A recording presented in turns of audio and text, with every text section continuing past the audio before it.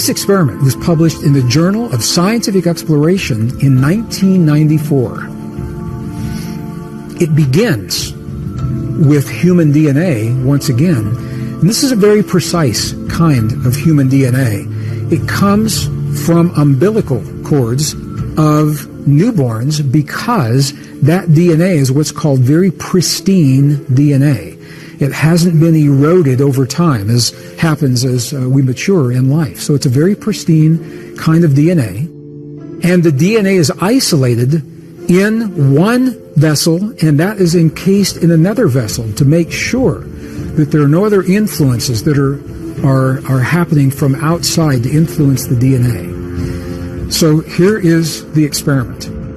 This very unique DNA is now placed within the range of the field of a human heart. That we talk about emotions, for example, of anger or hate or jealousy or rage or frustration. Those that we would typically consider as negative emotions, they have an effect on the DNA within our bodies. And the effect is that in the presence of those emotions, the DNA is actually, the coil is tightened. It's tightened like a little knot.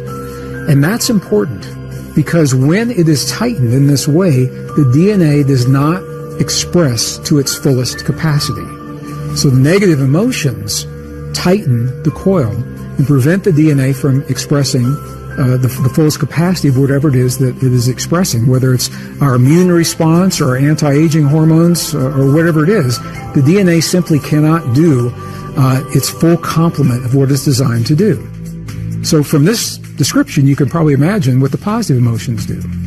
Positive emotions actually loosen. So when we talk about emotion, they relax the DNA. So these are the emotions of compassion, gratitude, appreciation, for example. Those kinds of emotions actually relax the DNA within our bodies and allow that fullest expression. Knowing this, the scientists wanted to see what effect human emotions from one person would have upon DNA that's not in that person's body, but it's in this special container that was designed. So that's the experiment. Strand of DNA in the presence of positive emotion.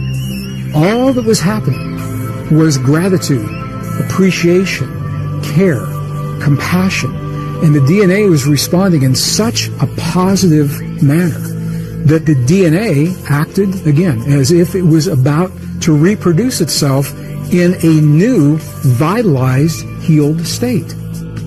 So this is something that scientists were not expecting. So now we've seen the results of these two experiments. In the presence of the positive emotion, the DNA is relaxed. In the presence of negative emotions, such as anger, hate, jealousy, rage, the DNA was tightened like a little knot. It coiled up very, very tightly. And this is telling the scientists something that we've never seen demonstrated under laboratory conditions before. Anecdotally, it may have been suspected.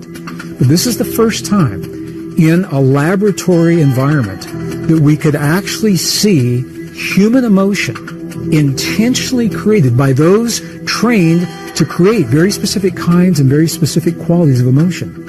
The human emotion changed the shape of the DNA.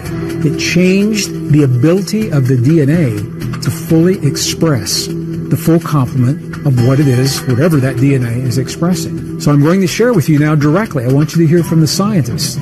Quote, individuals trained in feelings of deep love and appreciation were able to intentionally change the shape of the DNA in their bodies. And they went on to say that human emotion produces effects which defy conventional laws of physics.